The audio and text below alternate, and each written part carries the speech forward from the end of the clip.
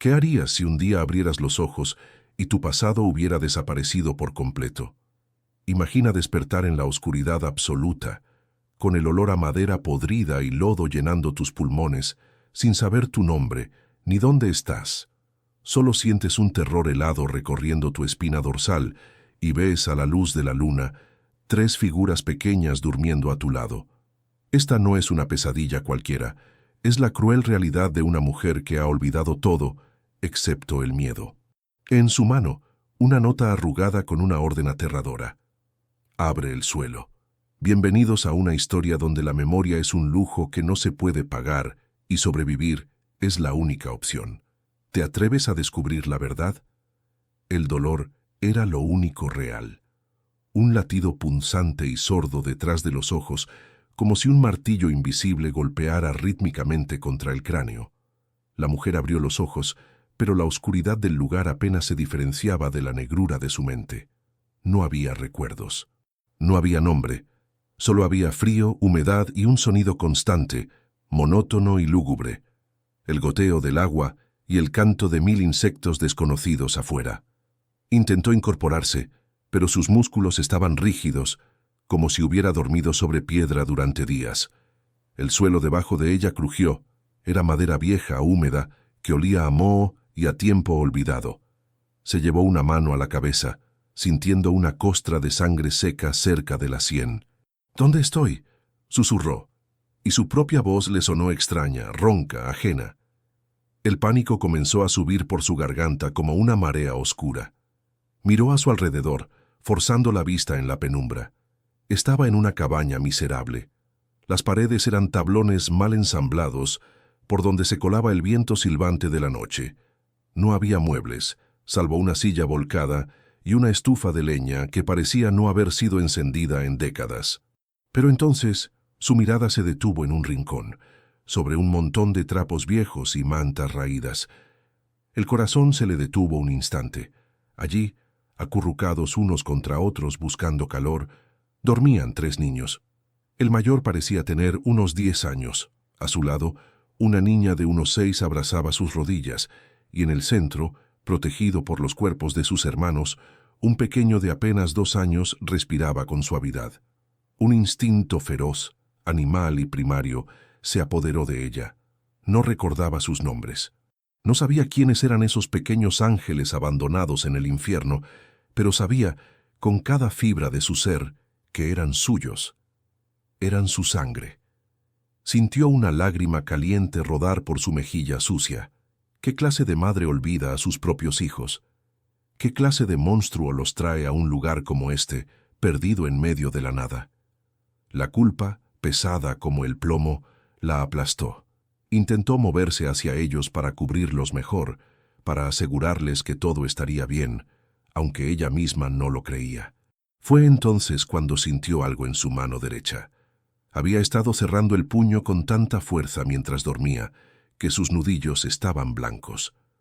Abrió los dedos lentamente, con miedo, como si esperara encontrar un arma o un veneno. Era un papel, una hoja arrancada de un cuaderno, arrugada y manchada de barro. La acercó a un rayo de luz de luna que entraba por una grieta del techo. La letra era apresurada, temblorosa, escrita con la urgencia de quien sabe que el tiempo se acaba. Solo había 2 palabras garabateadas con fuerza, tanto que el lápiz casi había rasgado el papel. «Abre el suelo». La mujer miró el papel y luego el suelo de madera podrida bajo sus pies. Era una advertencia, una trampa, o la clave para entender por qué su mente estaba en blanco. El viento afuera aulló, sacudiendo la frágil estructura de la cabaña. El pantano parecía estar vivo, respirando, esperando devorarlos. Ella sabía que no podía quedarse quieta. Si esa nota estaba en su mano, era por algo. Ella misma la había escrito, o alguien que quería salvarla. Se arrastró por el suelo, ignorando el dolor en sus costillas y en su cabeza. Sus dedos tantearon las tablas húmedas, una por una. Buscaba una hendidura, una diferencia, algo que indicara que allí había un secreto. Cerca del centro de la habitación, justo debajo de donde la luz de la luna tocaba el piso, encontró una tabla que no estaba clavada. estaba suelta. Con el corazón latiendo desbocado en sus oídos, clavó las uñas en la madera astillada y tiró. La tabla se resistió al principio, hinchada por la humedad, pero la desesperación le dio fuerzas que no sabía que tenía. Con un gemido de esfuerzo, logró levantarla. Debajo no había tierra ni agua, había un pequeño hueco oscuro, forrado con plástico para evitar la humedad. Y en el centro de ese hueco descansaba una caja de metal oxidada, de esas que se usan para guardar galletas o costura, pero que ahora parecía contener el peso del mundo entero. La mujer sacó la caja. Sus manos temblaban incontrolablemente. Miró hacia los niños. Seguían durmiendo ajenos al drama que se desarrollaba a pocos metros. Respiró hondo, llenando sus pulmones con el aire viciado de la cabaña, y abrió la tapa de metal. El chirrido de las bisagras oxidadas sonó como un grito en el silencio de la noche. Dentro no había dinero, no había joyas. Había un pequeño cuaderno de cuero negro y sobre él un objeto que hizo que su respiración se cortara de golpe, una alianza de matrimonio de oro. Estaba manchada, no de barro, sino de una sustancia oscura y seca, sangre.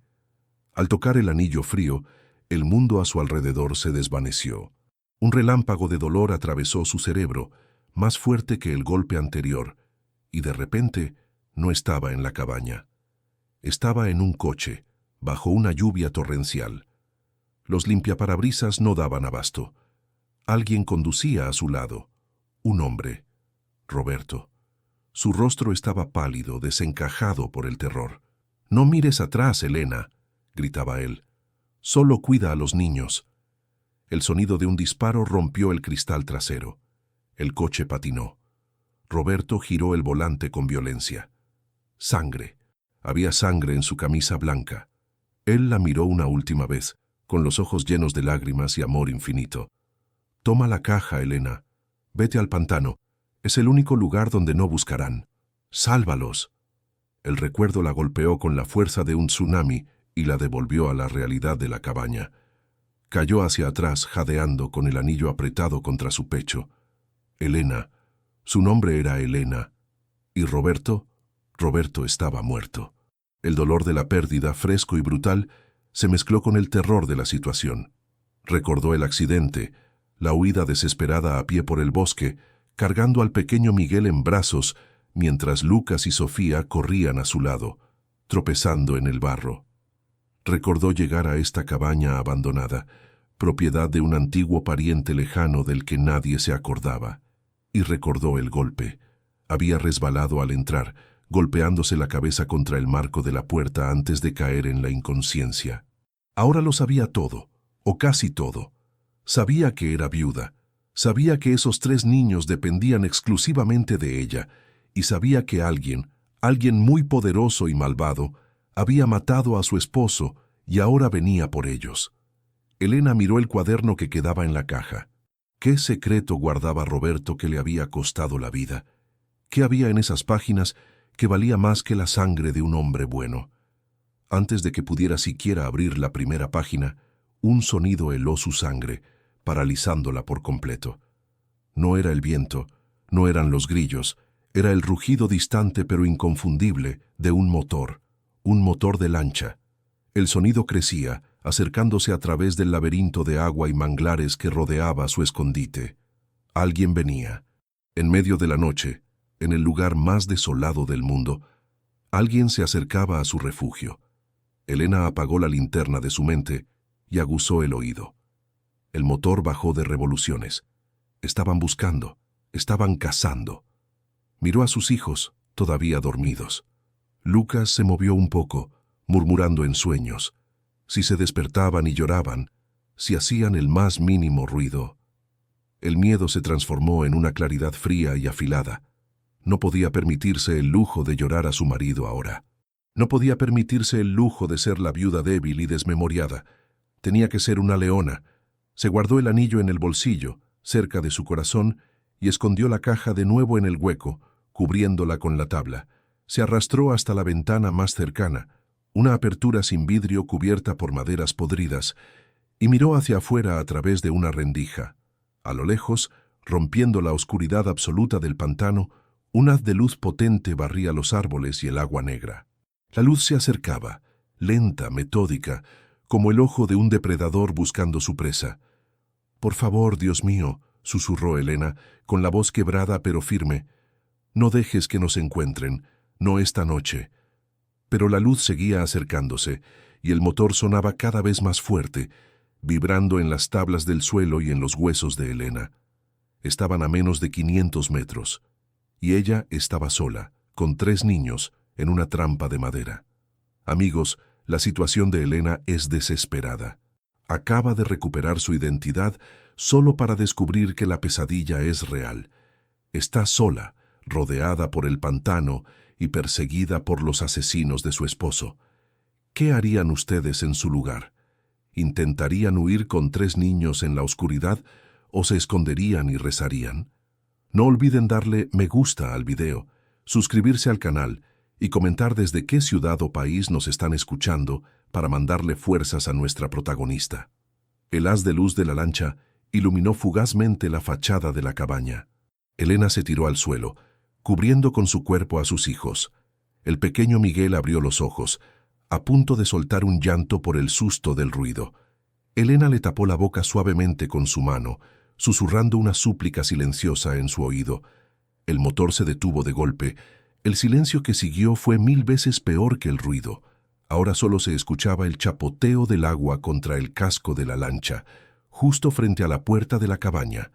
Pasos pesados sonaron en la madera del muelle exterior. Elena miró hacia la puerta, la única barrera entre ella y la muerte, y se dio cuenta de que no tenía cerrojo. La manija de la puerta comenzó a girar lentamente. El chirrido del metal oxidado resonó como un disparo en el silencio sepulcral de la cabaña. La manija de la puerta giraba milímetro a milímetro, luchando contra años de corrosión y abandono. Elena, con el corazón golpeándole las costillas como un pájaro enjaulado, contuvo el aliento hasta que sus pulmones ardieron. No tenía armas, no tenía fuerzas, solo tenía su cuerpo, un escudo frágil de carne y hueso, interpuesto entre sus hijos y la amenaza que aguardaba al otro lado de la madera podrida. La puerta gimió, cediendo un poco, pero se atascó. La humedad del pantano había hinchado los marcos, convirtiendo la entrada en una boca sellada por la naturaleza misma. «Maldita sea», bramó una voz masculina al otro lado, ronca y cargada de impaciencia. «Esta porquería está trabada». «Déjalo, jefe», respondió otra voz más joven y nerviosa. «Mira este lugar, se está cayendo a pedazos. Si alguien intentara esconderse aquí, el techo ya se les habría venido encima. No hay nadie, te lo aseguro, solo ratas y serpientes». Hubo una pausa, un silencio denso que pareció durar una eternidad. Elena podía escuchar la respiración pesada del hombre pegada a la puerta. Imaginó sus ojos intentando penetrar las grietas de la madera. Apretó los párpados, rogando a cualquier fuerza divina que quedara en ese lugar olvidado que no empujaran más fuerte. Si daban una patada, la puerta caería. Si la puerta caía, todo terminaba. «Vámonos», ordenó finalmente la primera voz, con un tono de disgusto. «El patrón dijo que revisáramos las islas del norte. Estamos perdiendo el tiempo en este lodazal». Los pasos pesados se alejaron, haciendo crujir las tablas del muelle exterior. Segundos después, el motor de la lancha rugió de nuevo, rompiendo la quietud de la noche, y el sonido comenzó a desvanecerse en la distancia, tragado por la inmensidad del pantano. Elena exhaló, un sonido tembloroso que fue mitad suspiro, mitad sollozo. Se dejó caer sentada, apoyando la espalda contra la pared, sintiendo cómo la adrenalina abandonaba su cuerpo y la dejaba temblando incontrolablemente. No estaban a salvo, pero habían ganado tiempo. Y el tiempo, en su situación, era el bien más preciado. «¿Mamá?» La voz era un susurro asustado. Elena abrió los ojos y vio a Lucas, su hijo mayor, sentado en el montón de trapos. Sus ojos grandes y oscuros brillaban en la penumbra, reflejando una madurez que ningún niño de 10 años debería poseer. «¿Ya se fueron los hombres malos?», preguntó el niño. Esa simple pregunta fue la confirmación definitiva. No era una paranoia de su mente fracturada. Estaban huyendo. Eran presas. Elena se arrastró hacia ellos y envolvió a Lucas en un abrazo feroz.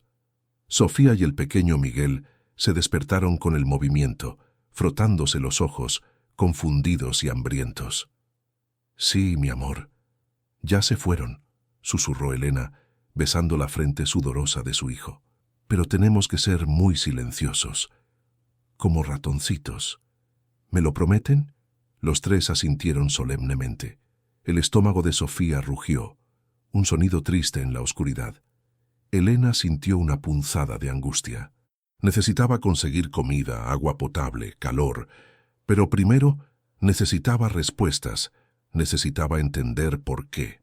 Lucas, notando la inquietud de su madre, rebuscó entre las mantas y sacó algo. Era una muñeca de trapo, vieja y descolorida, con uno de los ojos de botón colgando de un hilo. «Papá me la dio», dijo Lucas extendiéndole el juguete. Antes del ruido fuerte, dijo que cuidara a Lola. Dijo que ella tenía el secreto para salvarnos. Elena tomó la muñeca. Era pesada, demasiado pesada para estar rellena solo de algodón.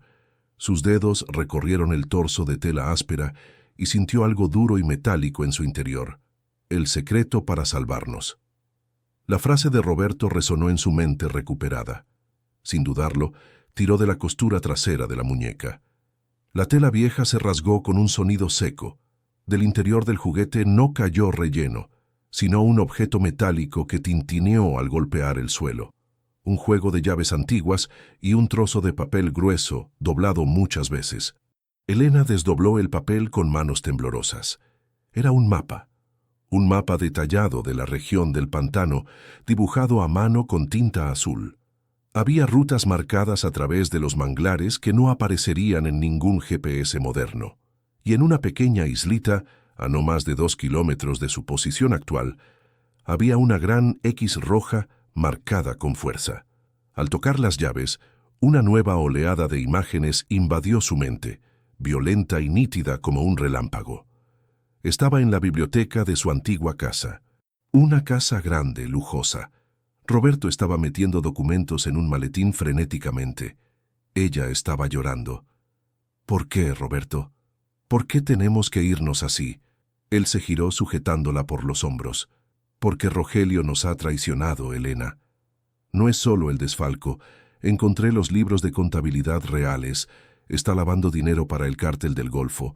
Utiliza la empresa de transporte de papá para mover cosas. Y descubrió que yo lo sé». Elena sintió en el recuerdo el frío del terror. Rogelio, el hermano mayor de Roberto, su cuñado, el hombre que siempre le sonreía en las cenas de Navidad, el que traía regalos caros a los niños. «¿Tu propio hermano?», preguntó ella, incrédula. «El dinero cambia a la gente, Elena. El poder los pudre. Él ya no es mi hermano. Es un monstruo. Y si nos quedamos, nos matará a todos para proteger su imperio». La visión se desvaneció, dejándola jadeante en la cabaña húmeda. Don Rogelio. La imagen de su rostro, con esa sonrisa de suficiencia y sus trajes impecables, se grabó en su mente con odio renovado. No eran extraños los que los perseguían, era su propia familia. La traición tenía el sabor amargo de la sangre. Un trueno retumbó afuera, tan fuerte que la cabaña entera se estremeció sobre sus pilotes. El cielo, que hasta entonces había estado despejado, se había cerrado de golpe. Una tormenta tropical, típica de esa región traicionera, se desató con furia. La lluvia comenzó a golpear el techo de lámina y madera como 1000 martillos, y en cuestión de segundos, el agua empezó a filtrarse por todas partes. Goteras, charcos formándose en el suelo. El viento aullaba, colándose por las rendijas y helando los huesos de los niños. «Tengo frío, mamá», gimió Sofía acurrucándose contra su hermano. Elena miró a su alrededor con desesperación. La cabaña no aguantaría mucho más. Estaba podrida, hundiéndose lentamente en el fango. Si la tormenta empeoraba, el nivel del agua subiría y el pantano reclamaría la estructura. No podían quedarse allí. Ese lugar era solo una parada, un punto de transición marcado por Roberto en su huida desesperada. La isla marcada en el mapa, pensó. Ahí debe haber algo más seguro, un refugio real, comida. Pero no podía moverse con 3 niños en medio de una tormenta, de noche, y con los hombres de Rogelio patrullando las aguas. Tenían que resistir hasta el amanecer. Para distraer su mente del miedo y del frío, Elena volvió a buscar la caja de metal que había encontrado bajo el suelo, en la primera parte de esta pesadilla. Sacó el diario. Necesitaba entenderlo todo. Necesitaba saber qué planeaba Roberto. Abrió el cuaderno de cuero negro. Las primeras páginas estaban llenas de anotaciones contables, números, fechas de envíos. Eran las pruebas que condenarían a Rogelio. Pero pasó las hojas rápidamente, buscando algo más personal. Llegó a la última entrada. La tinta estaba corrida en algunos puntos, como si hubiera caído una lágrima o una gota de sudor sobre el papel mientras se escribía. La letra de Roberto era caótica, llena de picos de estrés. Elena acercó el cuaderno a la tenue luz de un relámpago que iluminó la estancia por un segundo. Leyó las palabras, y el aire se le congeló en los pulmones. Elena, si estás leyendo esto, es que yo ya no estoy. Perdóname. No pude protegerte como prometí. Pero tienes que saber la verdad completa. Rogelio no nos persigue solo por los libros de contabilidad. Eso se podría arreglar con dinero o con mi silencio. La razón por la que no se detendrá, la razón por la que enviará a cada mercenario que tiene hasta encontrarnos, es mucho peor. Elena tragó saliva, sus manos temblando tanto que casi deja caer el diario. Hace una semana, escuché una conversación entre él y sus socios del norte. Necesitan un heredero legítimo para una de las cuentas en el extranjero, una cuenta antigua del abuelo que está blindada. Solo un varón de sangre directa puede desbloquearla. Yo me negué a firmar. Rogelio no puede hacerlo, porque fue desheredado legalmente hace 10 años por papá, aunque él lo ocultó. El único otro varón con la sangre limpia es Miguel. Elena levantó la vista del papel, horrorizada, y miró a su hijo menor. Miguel dormía plácidamente, con su pequeño pulgar en la boca, ajeno a la tormenta y al destino cruel que pendía sobre su cabeza. Ellos no quieren solo las pruebas, Elena. No les importan tanto como el acceso a esos fondos. Quieren al niño, quieren a Miguel. Lo necesitan vivo para usar su huella genética y su tutela. Si lo atrapan, nunca lo volverás a ver. Se lo llevarán lejos y lo criarán como a uno de ellos, o peor, huye. No confíes en nadie, protege a nuestro hijo con tu vida. El diario se cerró de golpe en sus manos. La realidad cayó sobre ella como una losa de granito. No era una simple venganza, no era solo codicia corporativa. Querían robarle a su hijo, querían arrebatarle a su bebé para convertirlo en una llave humana, en un instrumento para sus crímenes. La furia desplazó al miedo, una furia caliente, volcánica, que nacía desde las entrañas de su maternidad. Elena se levantó, ignorando el dolor de su cuerpo y el frío de la lluvia que le empapaba la ropa. Miró hacia la puerta por donde casi habían entrado los hombres. Miró hacia la oscuridad del pantano, donde acechaba su cuñado. «Sobre mi cadáver», susurró, con una voz que ya no temblaba. Sus ojos, antes llenos de confusión y pánico, ahora brillaban con una determinación letal. «Rogelio, has cometido el peor error de tu vida. Has despertado a una madre». Pero la situación era crítica. El agua comenzaba a cubrir sus tobillos dentro de la cabaña. La tormenta arreciaba con una violencia sobrenatural, como si el cielo mismo quisiera aplastarlos. Y en algún lugar ahí fuera, los hombres de Rogelio esperaban que el clima hiciera el trabajo sucio o que el amanecer revelara su escondite. Elena sabía que debía tomar una decisión imposible. Quedarse y arriesgarse a que la cabaña colapsara o los encontraran, o adentrarse en la tormenta, hacia la X del mapa, cruzando un pantano infestado de caimanes y asesinos. Miró a Lucas, quien la observaba esperando una orden. «Recoge todo, Lucas», dijo ella con voz firme. «Pon la muñeca, las llaves y el diario en una bolsa de plástico. Ata bien los zapatos de tus hermanos». «¿A dónde vamos, mamá?», preguntó el niño con la voz temblorosa por el frío. «Vamos a buscar el tesoro de papá», mintió, para darles esperanza. Vamos a la isla. Pero mientras preparaba a sus hijos para la travesía infernal, un nuevo sonido se mezcló con el trueno. Un crujido siniestro bajo sus pies. No era una tabla suelta. Era uno de los pilotes principales de la cabaña, cediendo ante la corriente y el peso. La estructura entera se inclinó violentamente hacia un lado, lanzando a Elena y a los niños contra la pared húmeda. El agua entró a borbotones. La cabaña se estaba hundiendo. Ahora. Amigos, la tensión es insoportable. Elena acaba de descubrir la monstruosa verdad. Su propio cuñado quiere secuestrar al pequeño Miguel, y por si fuera poco, la naturaleza se ha vuelto en su contra y su único refugio se está desmoronando bajo sus pies. ¿Podrá Elena sacar a 3 niños de una cabaña que se hunde en medio de un pantano infestado y bajo una tormenta eléctrica? ¿Llegarán a la isla marcada en el mapa o el pantano se convertirá en su tumba? La próxima parte será decisiva. Elena tendrá que enfrentarse a los peligros del agua oscura y descubrir qué se esconde realmente en esa isla misteriosa. ¿Será la salvación o una trampa mortal? No se muevan porque la historia de la viuda apenas está comenzando y el misterio se vuelve cada vez más oscuro. Escriban en los comentarios, ¿qué harían ustedes? ¿Intentarían nadar o buscarían subir al techo y esperar ayuda? Los leo. La casa gimió una vez más, inclinándose peligrosamente hacia el agua negra que burbujeaba debajo, hambrienta. La cabaña lanzó un quejido agónico, similar al de una bestia moribunda, mientras la inclinación se hacía más pronunciada. El agua oscura y fétida del pantano comenzó a lamer los tobillos de Elena, subiendo con rapidez alarmante. Ya no era una cuestión de esconderse, era una carrera contra la gravedad y el ahogamiento. ¡Arriba! ¡Todos arriba!, gritó Elena, su voz compitiendo con el estruendo de la lluvia que martilleaba el techo de lámina. Tomó a Miguel en brazos, quien lloraba aterrorizado, y empujó a Lucas y Sofía hacia la única salida viable, una ventana en el lado opuesto a la inclinación que ahora apuntaba hacia el cielo grisáceo de la tormenta. «¡Salgan al techo!», ordenó, levantando a Sofía para que pudiera agarrarse del marco podrido.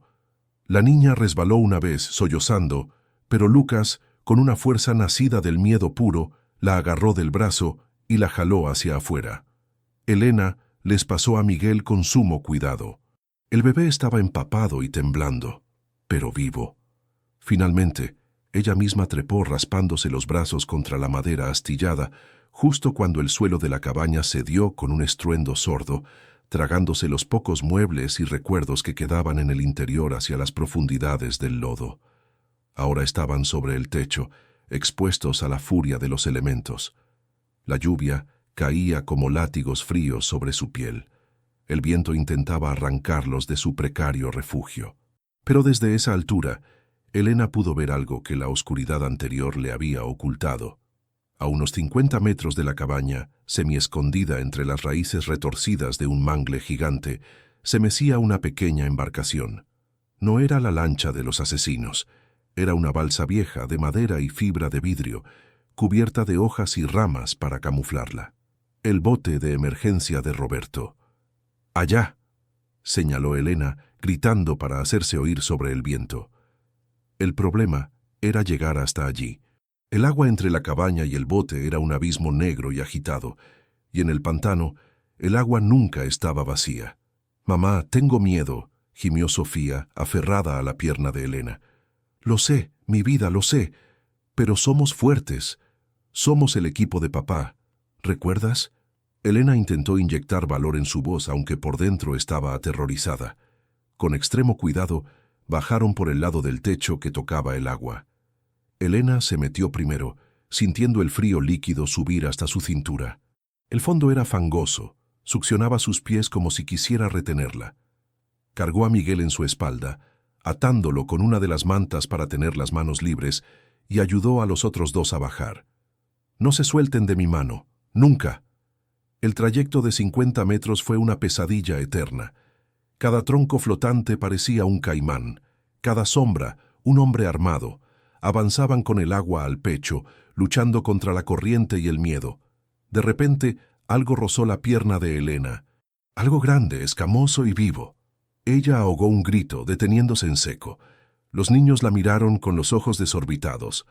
«No se muevan», susurró paralizada. Una cresta rugosa emergió a pocos metros de ellos, rompiendo la superficie del agua. Un par de ojos amarillos, fríos y prehistóricos, la fijaron en la oscuridad. Un caimán, un guardián silencioso del pantano, atraído por el movimiento y las vibraciones. Elena sabía que si entraban en pánico, morirían. Recordó vagamente un documental, o quizás algo que Roberto le había dicho una vez sobre estos animales.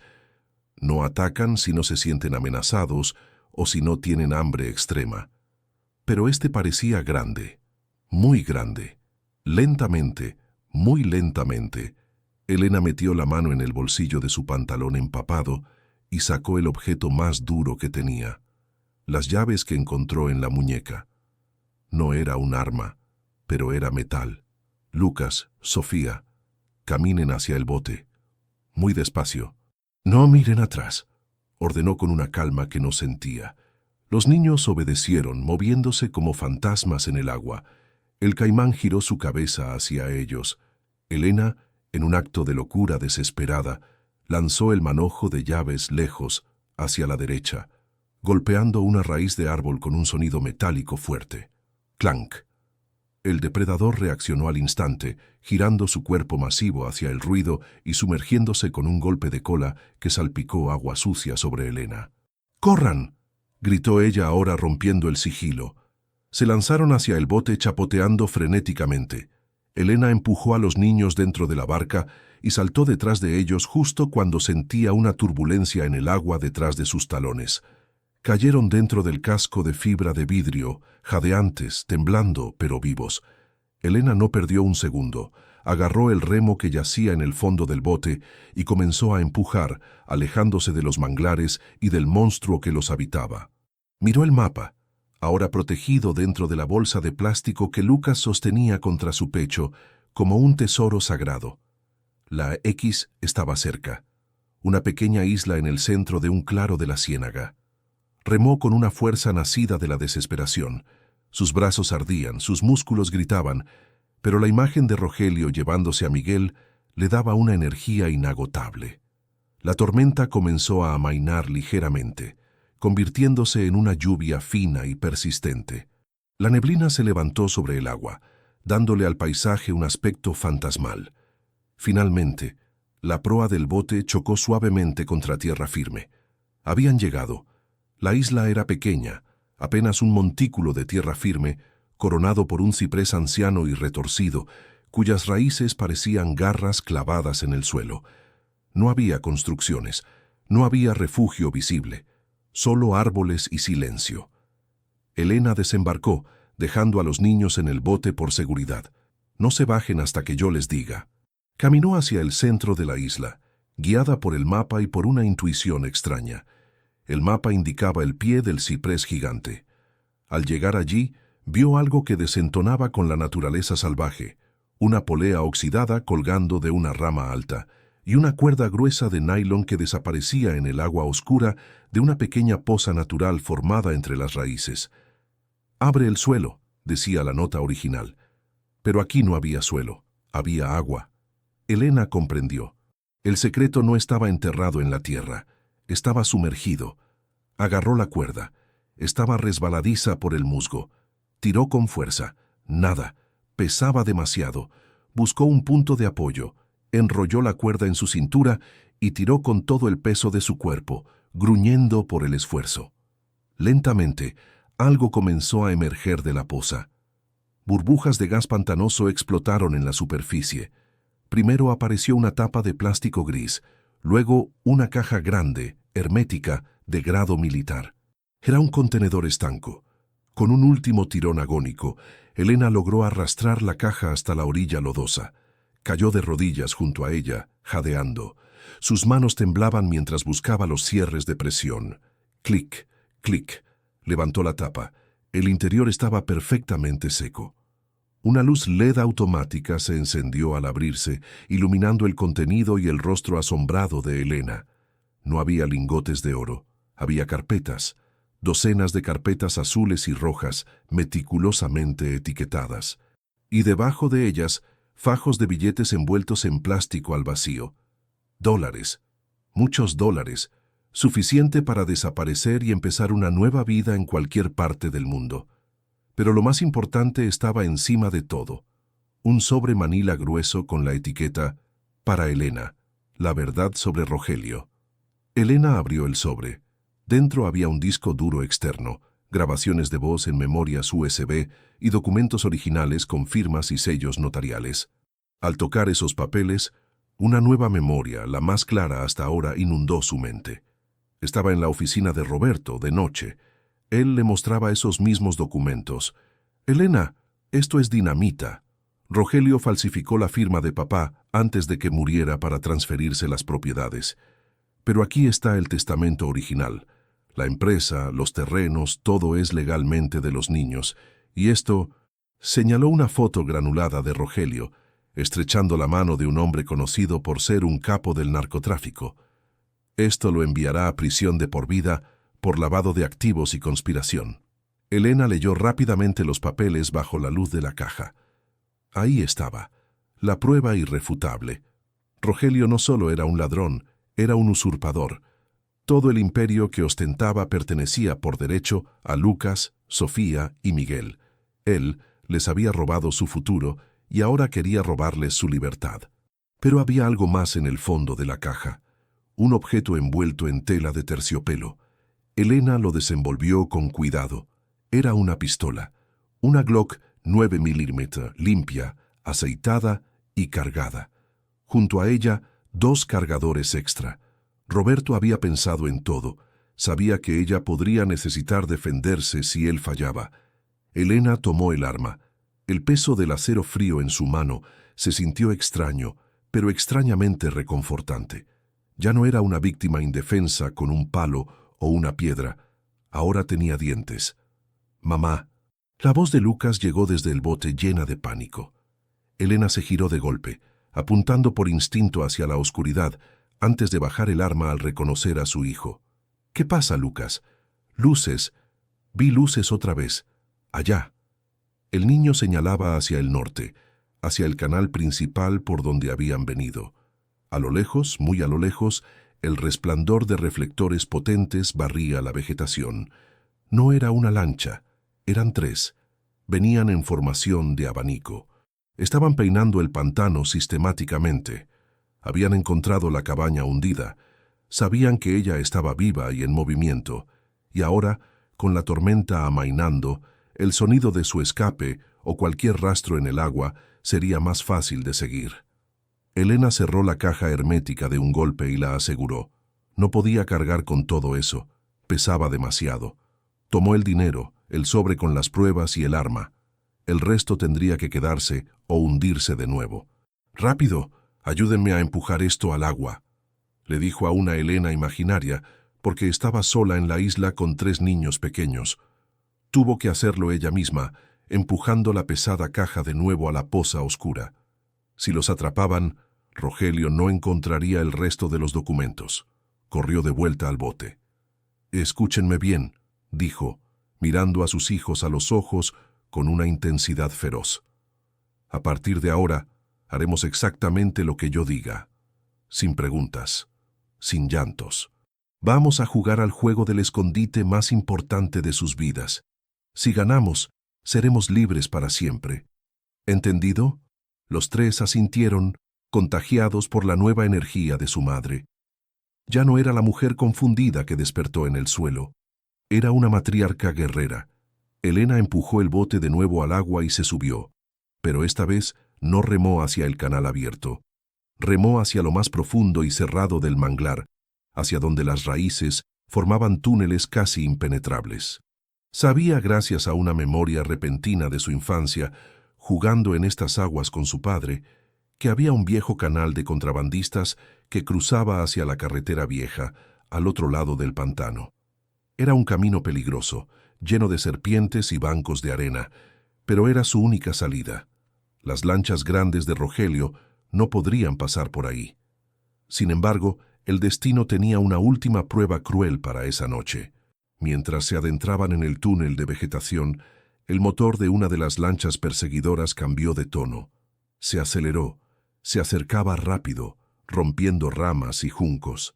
¿Cómo nos encontraron tan rápido?, pensó Elena con desesperación.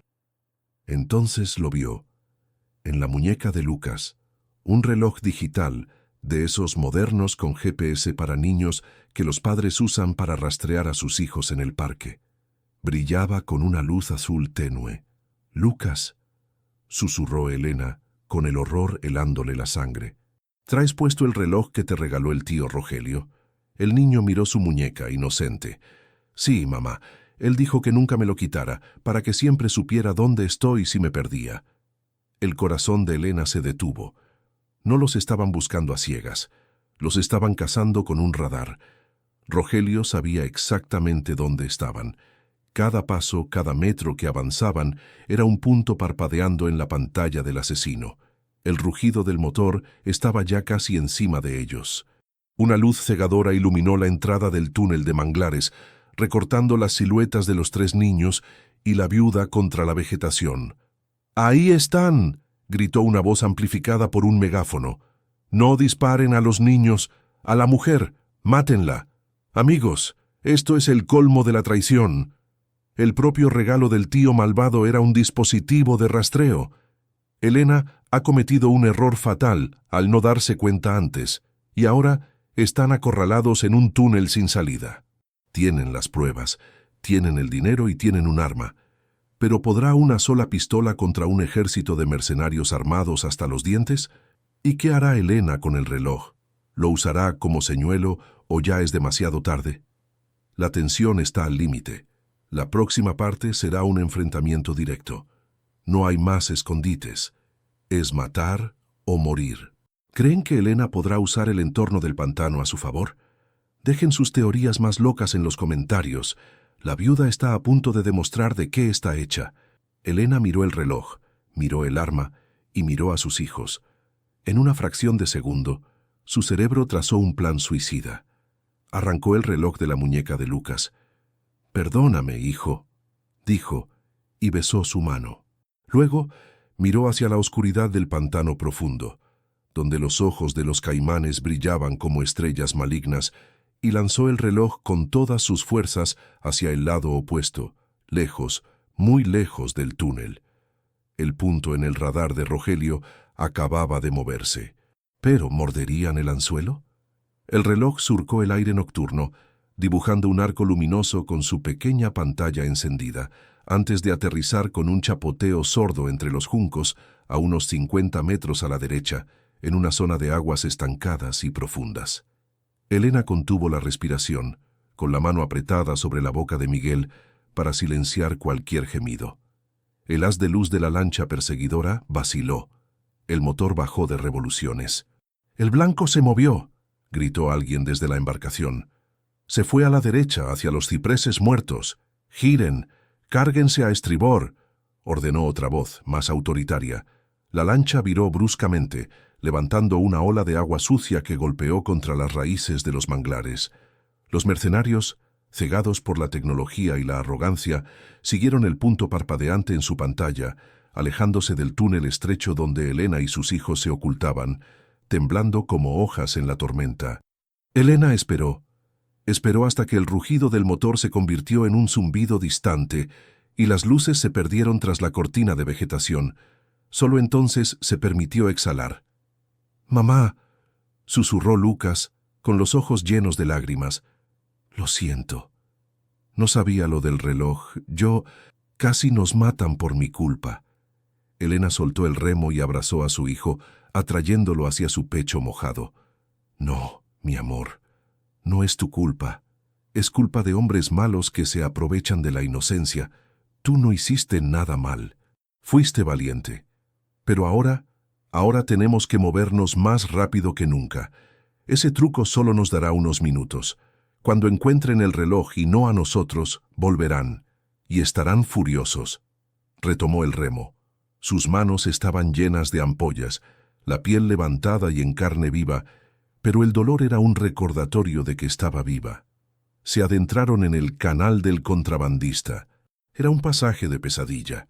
Estrecho, cubierto por una bóveda de ramas entrelazadas que bloqueaban casi toda la luz, lleno de raíces sumergidas que amenazaban con perforar el casco de fibra de vidrio a cada metro. Avanzaron en silencio. El único sonido era el suave ploc del remo entrando en el agua y la respiración agitada de los niños. Elena aguzaba el oído, intentando distinguir entre los sonidos naturales del pantano y el retorno de sus perseguidores. De repente, la memoria de Roberto volvió a ella, no como un flash violento, sino como una voz tranquila en su cabeza. Si alguna vez tienes que usar el canal viejo, Elena, ten cuidado en el recodo del sauce llorón. Ahí el agua baja de golpe y hay una corriente subterránea que te puede arrastrar hacia las cuevas. Mantente a la izquierda. Elena miró hacia adelante. Apenas visible en la penumbra, un sauce gigantesco dejaba caer sus ramas sobre el agua como una cortina fúnebre. El agua a su alrededor se arremolinaba de forma extraña. «A la izquierda», se dijo a sí misma, clavando el remo con fuerza para corregir el rumbo. El bote se sacudió, rozando peligrosamente las raíces del sauce, pero lograron pasar. La corriente subterránea tiró de ellos por un segundo, como una mano invisible intentando arrastrarlos al abismo, pero la fuerza de voluntad de Elena prevaleció. Pasaron el peligro y el canal se ensanchó ligeramente. Delante de ellos, la silueta de una estructura vieja se recortaba contra el cielo nocturno, que comenzaba a clarear muy levemente por el este. Era una antigua estación de bombeo, abandonada hace décadas, construida sobre pilotes de hormigón en medio del agua. Elena sabía que no podían llegar a la carretera a pie. Estaba demasiado lejos y el terreno era impracticable. Esa estación era su única esperanza. Si recordaba bien, allí solía haber una radio de onda corta que los guardabosques usaban antes de la era de los celulares. «Vamos a parar ahí», susurró a los niños. «Necesitamos pedir ayuda». Atracaron el bote bajo la estructura de hormigón, ocultándolo entre los pilares.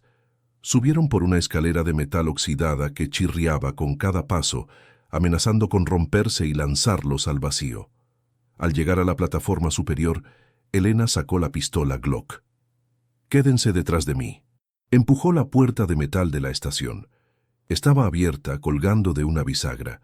El interior olía a óxido y a guano de murciélago. Con la linterna del celular de Roberto, que milagrosamente aún tenía un poco de batería, iluminó la sala. Había maquinaria vieja, tuberías rotas y en un rincón una mesa con un equipo de radio cubierto de polvo y telarañas. Elena corrió hacia él.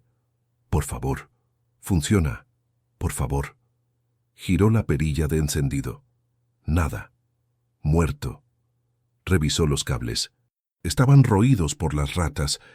Golpeó la mesa con frustración, levantando una nube de polvo. «¡Maldición! Mamá», llamó Sofía desde la puerta con voz temblorosa. Elena se giró, pistola en mano. «¿Qué pasa? ¿Hay alguien ahí fuera?» El corazón de Elena se detuvo. Corrió hacia la puerta y miró hacia el pantano. No vio lanchas. Vio algo peor. En el agua, rodeando la estación de bombeo, había siluetas oscuras moviéndose silenciosamente. No eran barcos, eran hombres. Hombres con trajes de neopreno y visores nocturnos, nadando hacia los pilotes. Buzos tácticos. Rogelio no solo había enviado matones locales, había contratado a profesionales. Habían anticipado su movimiento hacia la estación. El reloj había sido una distracción temporal, pero ellos conocían el terreno mejor de lo que ella pensaba. «Nos han rodeado», susurró Elena. El pánico amenazó con paralizarla, pero miró a sus hijos. Lucas sostenía a Miguel, tapándole los oídos. Sofía abrazaba la pierna de su hermano. Eran tan pequeños, tan frágiles. Una furia fría, calculada, reemplazó al miedo.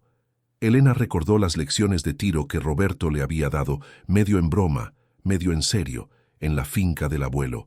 Recordó cómo cargar, cómo apuntar, cómo respirar. «Lucas, Sofía, escúchenme», dijo agachándose frente a ellos. «Entren en ese armario de metal de ahí. Es un casillero viejo. Ciérrenlo por dentro y no salgan, pase lo que pase. No importa lo que escuchen. ¿Entendido?» ¿Y tú, mamá?, preguntó Lucas con los labios temblando. Yo voy a hacer que se vayan. Encerró a sus hijos en el armario de herramientas, un búnker improvisado de acero oxidado. Besó la puerta fría de metal y se giró hacia la entrada de la estación. Tenía 10 balas en el cargador, 2 cargadores más en el bolsillo, 30 oportunidades, y había al menos 5 hombres subiendo por los pilotes. Elena se posicionó detrás de una vieja bomba de agua, usándola como cobertura. Respiró hondo. 1, 2, 3. Una mano enguantada en negro apareció por el borde de la plataforma, seguida de un casco táctico. Elena no dudó. No hubo advertencia. No hubo alto. Apretó el gatillo. ¡Bang! El disparo resonó en el espacio confinado como un cañonazo. La bala golpeó el metal de la barandilla justo al lado de la mano del hombre, haciendo saltar chispas.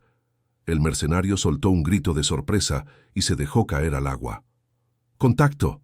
¡Tiene un arma!, gritó alguien desde abajo.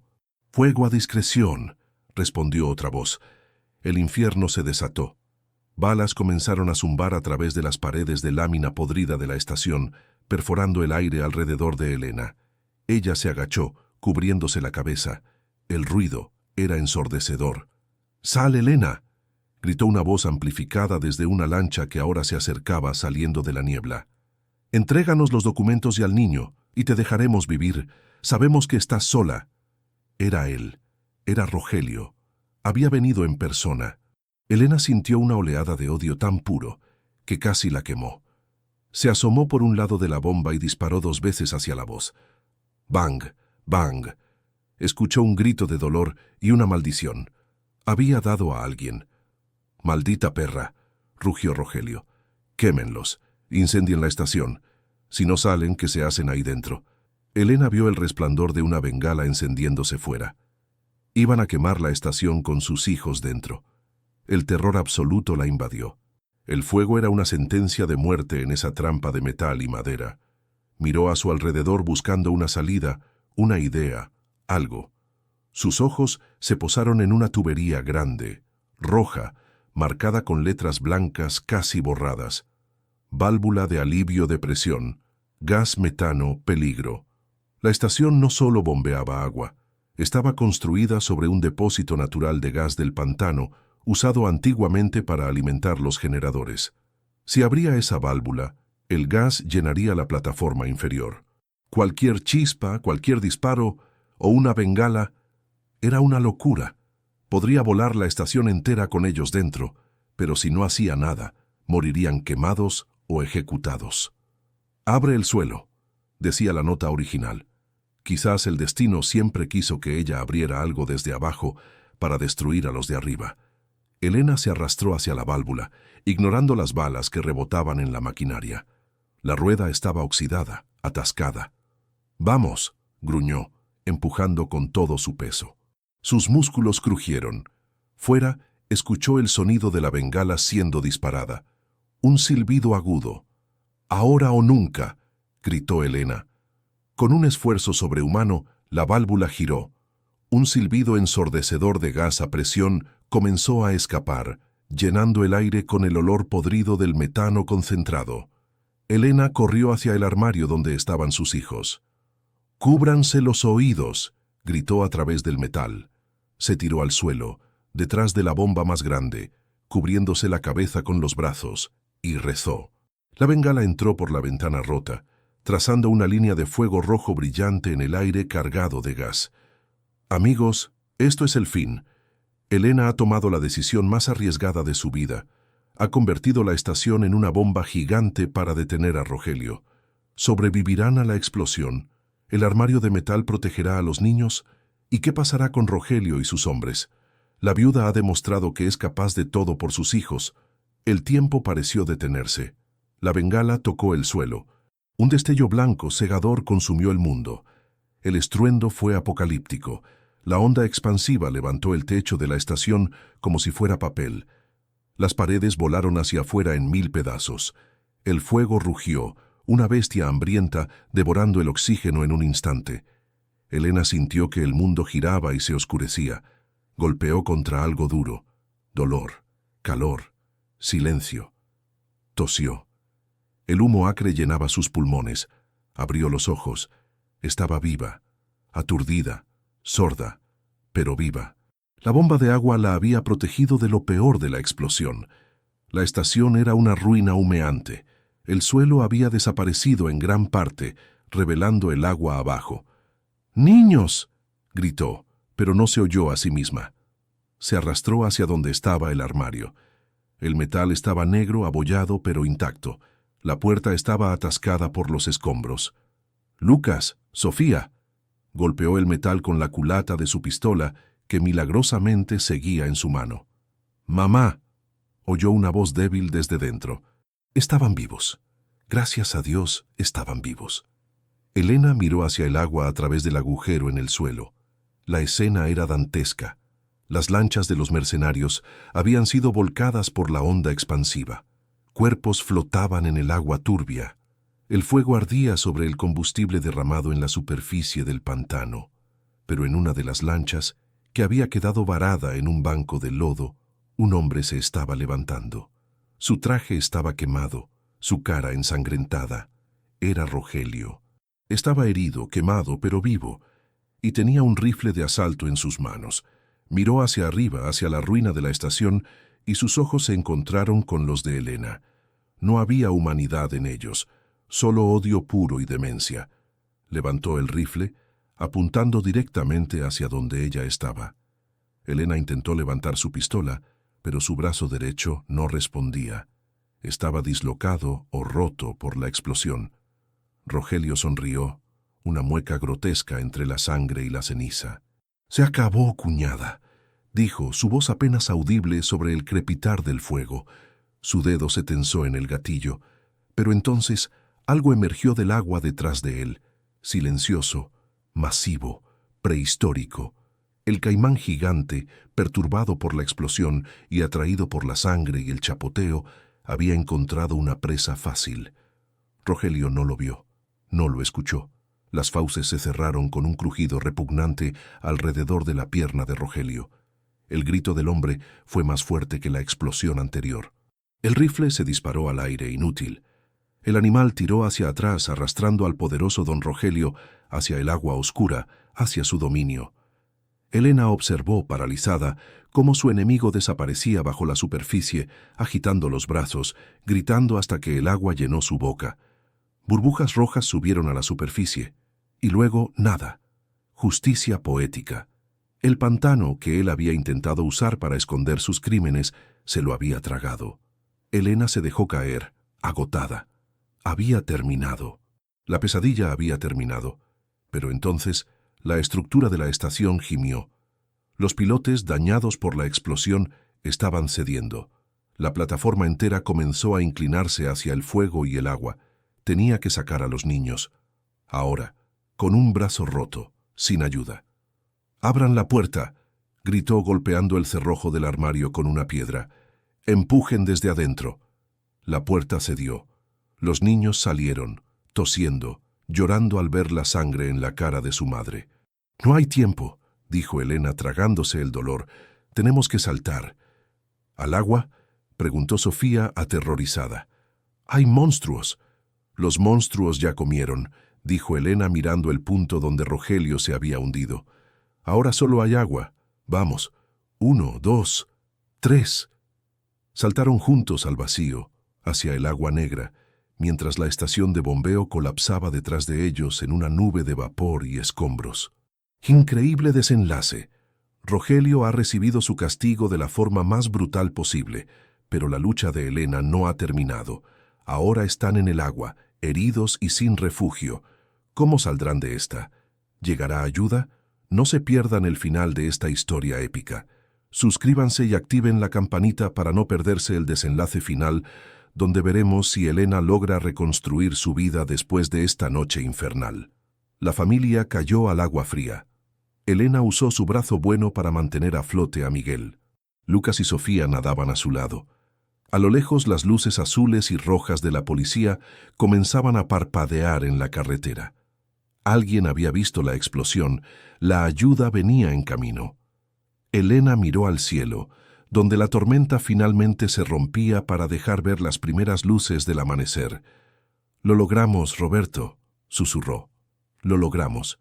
La explosión de la estación de bombeo había sido el punto de inflexión, el momento en que el caos se transformó en una extraña y dolorosa calma. Pero la calma era engañosa, como la superficie tranquila de un río lleno de corrientes traicioneras. Elena y sus hijos flotaban en el agua turbia, rodeados de escombros humeantes y el olor penetrante a gasolina quemada. A lo lejos, las sirenas de la policía aullaban como lobos mecánicos, acercándose por la carretera vieja, atraídos por el infierno que había iluminado la noche. «Mamá, me duele», gimió Sofía, aferrada al cuello de Elena. La niña tenía un corte feo en la frente, probablemente causado por algún fragmento volador al salir del armario. «Ya pasó, mi vida. Ya vienen por nosotros», susurró Elena, luchando por mantener la cabeza fuera del agua. Su brazo derecho colgaba inútil a su costado, palpitando con un dolor agudo que le nublaba la vista. Cada patada para mantenerse a flote era una agonía. Lucas, nadando con una destreza sorprendente para su edad, ayudaba a sostener al pequeño Miguel, quien estaba extrañamente silencioso, en estado de shock. «Mira, mamá, luces», señaló el niño hacia la orilla lejana. Efectivamente, haces de luz azul y roja cortaban la niebla matutina.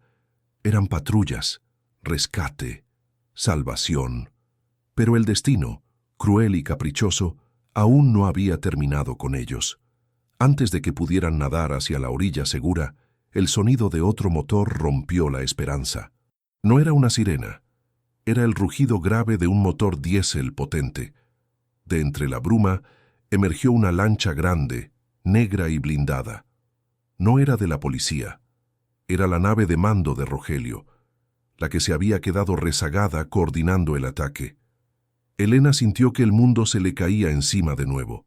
Rogelio estaba muerto, devorado por el pantano, sí, pero sus hombres seguían teniendo órdenes, y lo que era peor, seguían queriendo el dinero y las pruebas, o venganza por su jefe. La lancha se detuvo a unos 20 metros de ellos. En la proa, un hombre alto, con una cicatriz que le cruzaba la cara y un rifle automático colgado al hombro, los miraba con frialdad.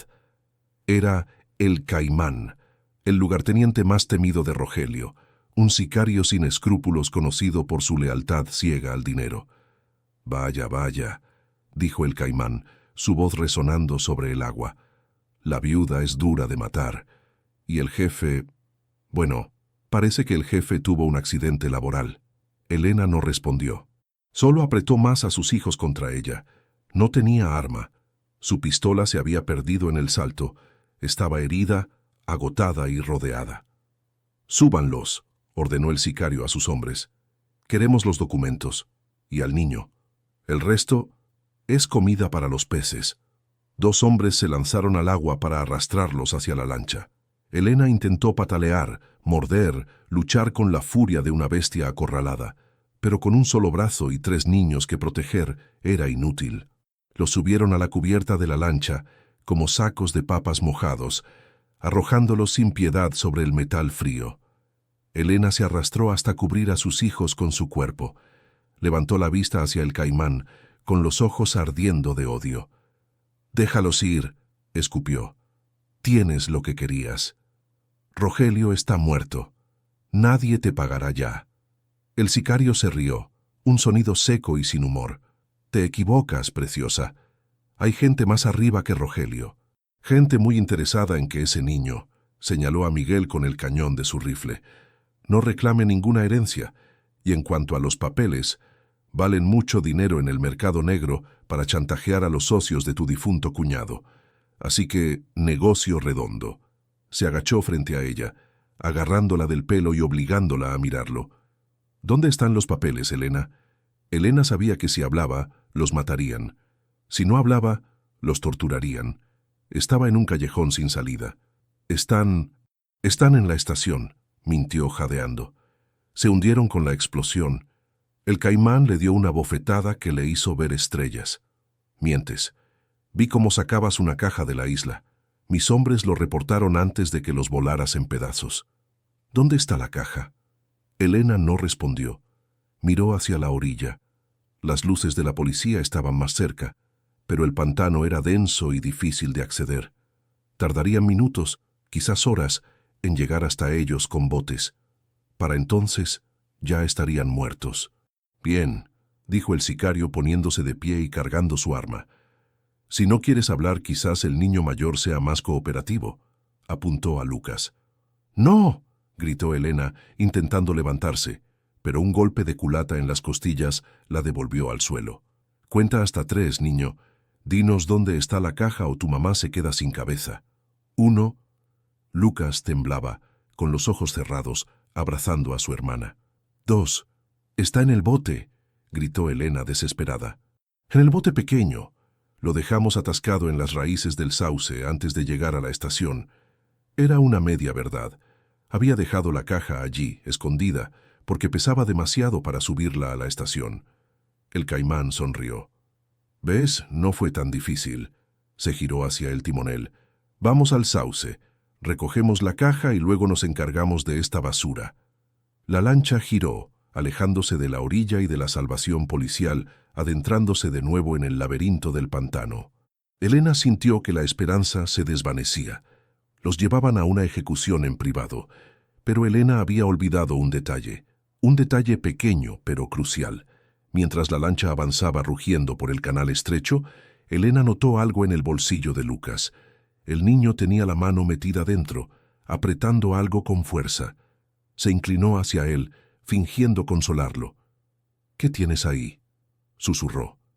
Lucas abrió la mano ligeramente. Era una navaja suiza, la vieja navaja de su padre que siempre llevaba consigo. «Corta las ataduras», susurró Elena con un hilo de voz. «Cuando yo te diga». Llegaron al sauce llorón. El árbol colgaba sobre el agua como un fantasma. Entre sus raíces, medio hundido, se veía el bote de fibra de vidrio de Elena. «Ahí está», dijo el caimán con codicia en los ojos. «Acerquen la lancha, con cuidado». La lancha grande maniobró para ponerse al lado del pequeño bote. La corriente en esa zona era fuerte, la misma corriente subterránea que Elena había evitado antes. «Sujeten la lancha al árbol», ordenó el sicario. «Tú y tú, bajen por la caja». 2 hombres saltaron al bote pequeño, que se balanceó peligrosamente. Encontraron la caja estanca bajo un asiento. «Aquí está, jefe». «Perfecto. Súbanla y vámonos antes de que lleguen los federales». En ese momento de distracción, con la tripulación enfocada en el tesoro, Elena vio su oportunidad. Lucas ya había cortado disimuladamente las bridas de plástico que ataban las manos de su madre. Elena tenía las manos libres, pero seguía herida y desarmada frente a 4 hombres armados. Sin embargo, conocía el terreno. Recordaba la advertencia de Roberto sobre este lugar específico. La corriente subterránea arrastra hacia las cuevas. La lancha estaba amarrada precariamente a una raíz del sauce. El motor estaba en neutro, pero encendido. Elena miró la palanca de aceleración de la lancha. Estaba a 2 metros de ella. «Sujétense fuerte», susurró a sus hijos. «¿Qué?», preguntó Lucas. «Ahora». Elena se lanzó, no hacia los hombres, sino hacia los controles de la lancha. Con un grito de dolor, usó su brazo roto como un garrote para golpear al timonel en la cara, derribándolo. Con la mano sana, empujó la palanca de aceleración al máximo hacia adelante. El motor rugió como un monstruo. La hélice mordió el agua con furia. La lancha, amarrada de lado a la raíz del árbol, no avanzó. En su lugar, la fuerza brutal del motor hizo que la embarcación girara sobre sí misma violentamente, inclinándose hasta casi volcar. La cuerda se tensó y se rompió con un chasquido. La lancha salió disparada, pero sin control, directo hacia las raíces masivas del sauce y la corriente giratoria. El impacto fue brutal. La lancha chocó contra el tronco sumergido. Los hombres que estaban de pie, incluido el caimán, salieron volando por la borda hacia el agua revuelta. Elena y los niños, que estaban en el suelo de la cubierta, rodaron pero se mantuvieron dentro. Pero el choque había abierto una vía de agua en el casco de la lancha blindada, y la corriente la estaba empujando hacia abajo, hacia la entrada de las cuevas sumergidas. ¡Al agua! ¡Otra vez!, gritó Elena. Esta vez no dudaron. Saltaron lejos de la lancha que se hundía y de las hélices que giraban locamente. El caimán y sus hombres intentaban nadar, pero la corriente en ese punto era traicionera. El remolino creado por la lancha hundiéndose los estaba succionando. Además, llevaban chalecos tácticos y armas pesadas. El peso los condenaba. Elena vio cómo el caimán luchaba, gritaba, intentaba agarrarse de una raíz, pero la fuerza del agua era implacable. Se hundió en la oscuridad burbujeante, arrastrado hacia las cavernas subterráneas de las que nadie salía. La caja con el dinero y las pruebas, que había caído al agua en el caos, flotaba cerca de Elena. Era hermética. Flotaba. Elena la agarró con su brazo sano, usándola como boya para ella y Miguel. «Pataleen, hacia la orilla. Aléjense del remolino». Lucharon contra la corriente. Fue la batalla más dura de la noche. Sus cuerpos estaban al límite. Elena sentía que se desmayaba. La oscuridad amenazaba con cerrarse sobre su visión. Pero entonces sintió lodo bajo sus pies, tierra firme. Se arrastraron fuera del agua, cayendo sobre la hierba húmeda de la orilla, justo cuando el sol comenzaba a asomar por el horizonte, tiñendo el cielo de naranja y violeta. Estaban a salvo. Habían sobrevivido al pantano, a los asesinos, al fuego y al agua. A lo lejos, el sonido de un helicóptero se acercaba. Esta vez, llevaba el logotipo de la Policía Federal. Elena miró a sus hijos.